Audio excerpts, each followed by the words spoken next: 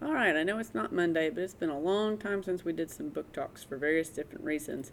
I actually have not finished anything um, that I really think you guys would be interested in a while. I'm right in the middle of a couple of books. I'm in the middle of The Toll by Schusterman, which is pretty good.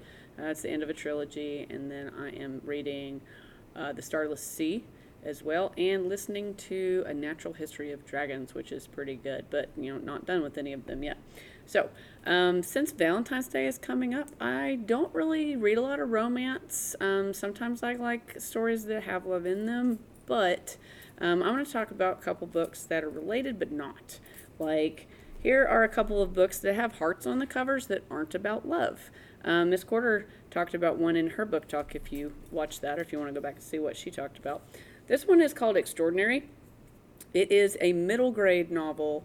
The main character is 10 years old, and she's had some issues with her best friend. Like, basically, she's not been the person she feels like she should have been with her best friend. Promised to do things like they both went in to get their hair cut off for Locks for Love, and she chickened out and didn't do it. Well, her best friend has recently contracted meningitis and has suffered some brain damage, and she is not the same person that she was before. But apparently, something is going to happen that's going to change, and the main character, Pansy, is seeing this as her opportunity to be the friend she's supposed to be, and then finally be there for her friends. So if you like friendship stories with a little bit of struggle and complication, middle grade stuff, it's not going to be as heavy as something YA, but also a little bit of issues in there. So there's that. Extraordinary. This one's called The Unbroken Hearts Club, and it is about a girl whose mother has recently died of Huntington's disease. I think they said it's the first anniversary of her death is coming up, and her dad is wanting her to help with a bereavement group he's going to be starting. So basically, a support group for people who have lost someone close to them, and she doesn't really want to have anything to do with anybody. She also has this annoying best friend who is in love with her, and she is like, no, leave me alone. And he's just persistent and pesty about it. So it's short, should be quick.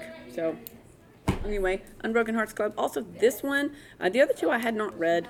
I'm just kind of book talking them on the fly, but this one I did read, A Heart in a Body in the World. And you see it won the Prince honor.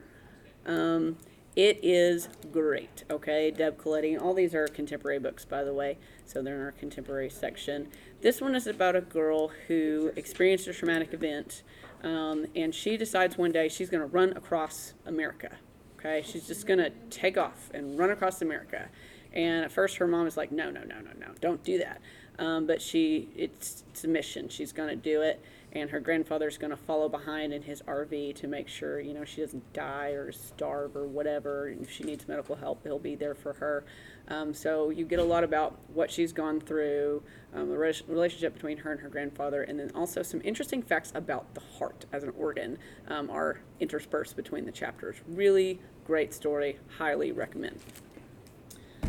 This completely different direction here. This book is not about love. It's about hooking up and gambling and gossip and working in a restaurant. So if you want something quick and fun and kind of a little bit scandalous, but not too terribly much so, After Hours is a great quick read.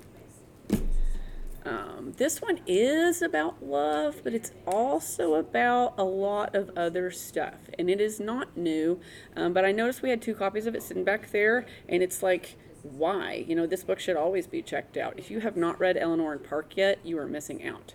It's set in the 80s, I think, but we have it in contemporary. I don't know that we should really have it in there. But anyway, great story about a boy and a girl and what connects them and what they're going through, and some feels. Highly recommend as well. Eleanor and Park. This one sobbed like a baby. About the last half of it. It's about a girl whose mother has died, and she has grown up with her grandfather. and there's lots of stuff going on here. She moves across the country to go to school, and she's going through a lot of things. There's just a lot of things going on. And one of the descriptions on the back says, "So lonely and beautiful that I could hardly breathe. This is a perfect book." And that's a really good way to describe it. So if you want to just revel in this feeling of loneliness and struggle this Valentine's Day, if that's where you're at and you want to just roll around in it, then read this with a box of tissues. I recommend this a lot. It won the Prince Medal, not the honor, the highest one, and the Coretta Scott King Award. Angela Johnson. It's a little tiny thing packed full of gut-wrenching emotion, okay? It's about a boy. He and his girlfriend get pregnant, and then his girlfriend dies. You know, kind of at the beginning of the book, you know this is happening. And he is left to raise this baby alone. Tears, gushing, all the time. Okay, so if you want, again, if you want to feel the opposite of contentment, romantic love, you know, there's love in here, but also just gut punching feels. And then this one, honestly, I can't remember all the details that happen in this book. I know Miss Vaughn read this recently, so she could recommend it to you as well. Aristotle and Dante discover the secrets of the universe. Beautiful writing, wonderful characters.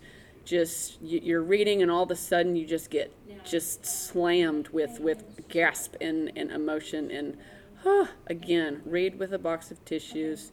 Highly recommend also in contemporary. So